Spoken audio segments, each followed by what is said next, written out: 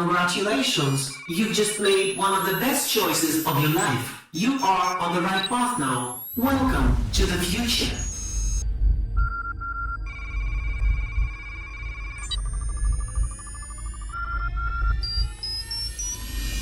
Welcome to the The future. world is in financial disarray. Currencies failing, economies in wild flux, jobs being lost. But what if you could build an entire... What's up mga ka-alien? Welcome to my Crypto Holalysis channel. Again, this is Jersap, the Forex and Crypto Trader. Ngayong araw na ito mga ka-alien, marami tayong mga pag-uusapan.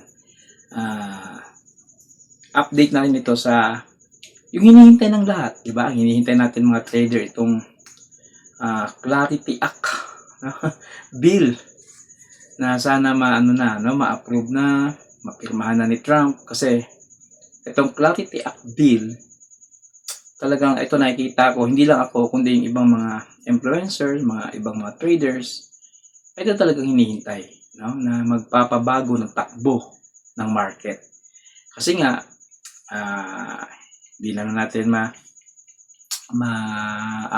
papagkaila na bagsak ang market ngayon dahil sa war, diba? Giyera, itong geopolitics between Iran, Israel, Amerika, no? So wala tayong magagawa dyan na yan. Pero sa totoo lang, kung maraming natatakot ngayon dahil bagsak ang market, ito talaga ngayon ang dapat ikasisiya ng lahat. Bakit? Makakabili ka ng mura ngayon. No? Maraming nalulugi, sa sinabi ko pa nga noon, sa mga vlog ko, na bumibili kasi sa taas. No? Yung mga pagbagsak, wala na. Kaysa yung pag bumibili ka sa mababa, ang hinihintay mo na umakyat. Diba? Kumbaga malinaw ang profit natin doon. Diba? So, yun po. So, before that, siguro puntahan natin muna yung pinakabida ng lahat sa crypto, di ba? Si Bitcoin. Tingnan natin si Bitcoin. Ano bang meron ngayon kay Bitcoin? So far, si Bitcoin, walang pinagbago. Nandun pa rin siya sa loob ng bear plug. Yung pangalawang bear plug na sinasabi ko, na parang sa tingin ko, in my technical analysis, 50-50, pwedeng bumasag pababa, pwedeng hindi. Kasi pag pangalawa na ganoon talaga. Lalo na pag pangatlong pattern na ipapakita, malabo na yun. Yung unang bear plug niya, bumaba talaga kasi una yun . So, sana, kung bababa man siya, hindi masyadong malalim. Mga nandyan lang sa mga 50, 52, mga ganon. Pinakamababa, 48, diba? Pero kung bababa siya, di makakabili ka na mas mura pa rin. Although mas mura yung pagkabili ko noong una sa Bitcoin, mga ka-alien, no? So, yun.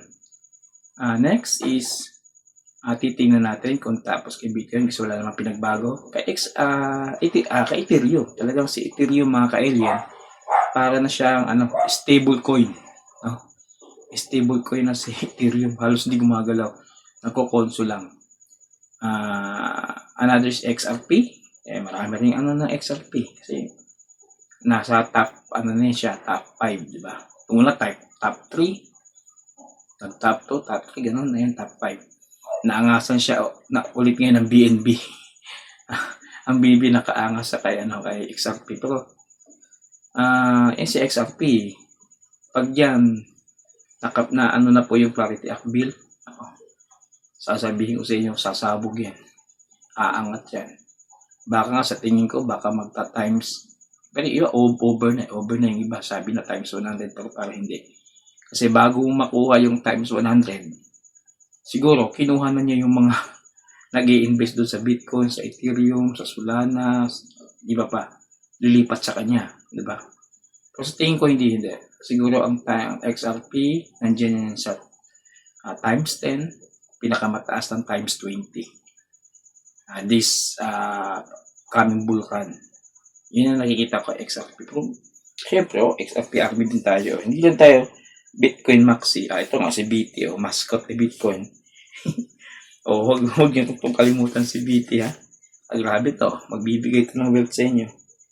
Oh. XRP Army din tayo. Wala naman tayo pinipili mga ka-alien kung saan tayo kita, di ba? So yun, si XRP wala rin pinagbago. Nasa loob pa rin ng malaking vlog kung titingnan mo sa daily. At siyempre sa 1 hour time frame, medyo nagbe-break pero mababa. May maliliit lang na mga swings, mga resistance, doon lang. Ano pa? Tingnan din natin si SEC, na? Huwag niyong kalimutan si SEC. Apo ni Bitcoin yan. Nasa mababang price na yan. Baka 99% na yata drop yan. Hindi kakalimutan ni Bitcoin yan, mga ka-alien. Huwag niyong kalimutan yan.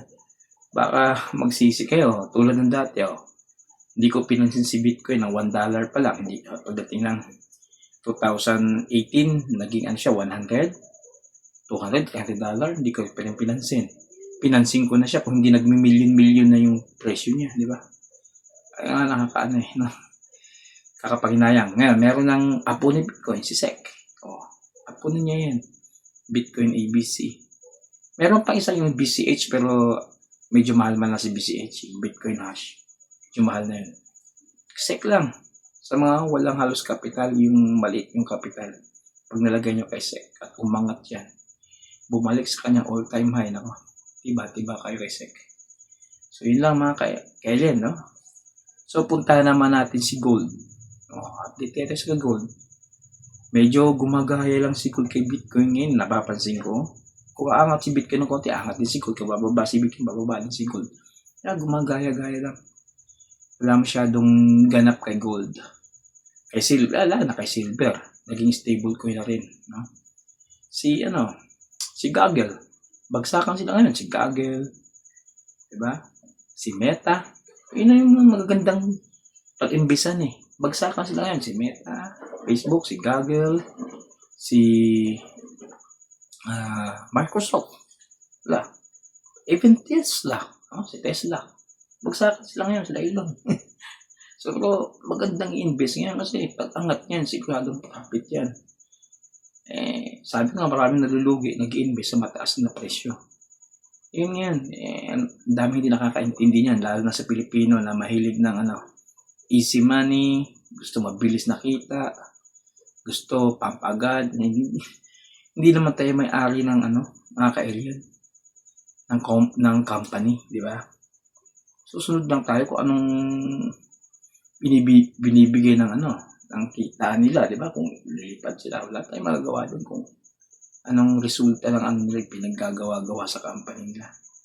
So, tayo, sabay sabay sa agos kung saan yung trend. Di ba? Yun lang. So, ang dami pang pwede natin. Si Solana, medyo nakakaawa. Nakalabas lagi sa bear plug. Mababa si Solana. Yan. So, ang problema, itong Brian Armstrong ba yun sa Coinbase? Yan talagang iniisip na niya yung kita ng kumpanya niya, yung kagustuhan niya, yung yields. Di ba? Bakit hanggang doon lang ba kumikita ang isang exchanges sa yields? Hindi naman siguro. Sana iniisip niya yung kabuuan. Isa siya sa harang eh. Sana kumampi na lang siya sa majority. Pero, nabalitaan ko na may nakita ko ng post sa X, no? Sabi, ngayon daw mga mid April, no? Sa bandang kalahati ng April, o siguro nasa 20s of April na yan, talaga daw mapipirma ng hinihintay natin mga ka-alien. Happy-happy lahat. Diba? Yun daw. Pero kung sa tingin ko parang hindi pa eh. Parang tingin ko, isasabay yan ngayong May. Diba? Wala na si tapos na si Jerome Powell. Hindi yung kaalyado ni Trump eh. Kalaban mo talaga niya yun sa Fed, chairman, diba? O di, pagkatapos ni Jerome Powell, sino susunod? Yung kakampi na ni Trump, yung ilalagay niya. Ayun. Siguro tingin ko isasabay doon. Pag palit na ng chairman ng Federal Reserve at saka Clarity Act Bill, isasabay yan. Yun ang sa tingin ko. Kaya mga kailan, sa tingin nyo, di ba? Ako yun ang tingin ko eh. Alam niyo naman, laro lang ito eh. Parang game nila ito eh. Kaya hindi natin sasabayan, wala. Sa tingin ko yun. Pero nga, kaya nga, advice ko, hanggang ngayon pa lang, nasa mababa pa lang, kung may pera lang, stock na kayo. Again, not a financial advice. Educational purposes lang ito. Yun lang, based on my experience. Alangan naman, bibili kayo sa mataas na presyo. At ang narrative niya is ang Clarity Act Bill. No? Pag nagpirmahan yan, magkakaroon ng klarong batas ang cryptocurrency world, ang digital world, ang tokenization. So, yung mga malalaking institutions, mga big whales, sabi natin mga mayayaman sa bawat bansa, pag pumasok yan, grabe, billion ang ano yan. Diba? Ang investment yan. Sa ngayon, nagdadalawang isip pa silang pumasok. Bakit? Kasi nga wala pang clarity. Simula ng 2010, 12, hanggang ngayon, wala pa. Dahil lang kay Trump yan magkakaroon. Kaya sana wag nang sayangin ang mga trader yan, ang mga exchanges, yung mga big man na nasa Amerika, lalo na yung Coinbase, si Brian Armstrong na umaharang. No? Dahil hindi niya gusto yung patakaran. Sana wag niya sayangin kasi pag hindi na si Trump ang president at ang susunod hindi na pro-crypto, malabo. Hanggang kangkungan pa rin ang crypto ngayon, hindi magkakaroon ng mass adoption. Diba? So yun lang mga ka-alien. Yun yung mga nakikita ko. So kung ano nakikita nyo mga ka-alien, you just comment down below. Diba? Comment, suggest nyo. Tanong kayo, ano pong magandang mga diba? Ano pong pwede nating i-imbak ngayon, i-stack ngayon. Diba? So, ang maganda nito mga ka-alien, bago tayo magtapos, siyempre, crypto analysis ngayon. Magbubonus ako sa inyo. Tatawagin natin si Bolang Kristal, magtatanong tayo anong maganda ngayon, no? Na pwedeng lumipad at magpabago ng buhay natin. Kaya tawagan na natin. Bolang Kristal, asan ka na? Ayan na mga ka-alien, no? Yan na. Bolang Kristal. Anong maganda? At financial advice, not financial advice. Kanya-kaya tayong bili, kanya-kaya tayong benta. Pero pag tumama ka, ako mo, o yan na. Ayun. LMAO. Alam nyo ba itong LMAO? Na makita ko ito mga ka-alien.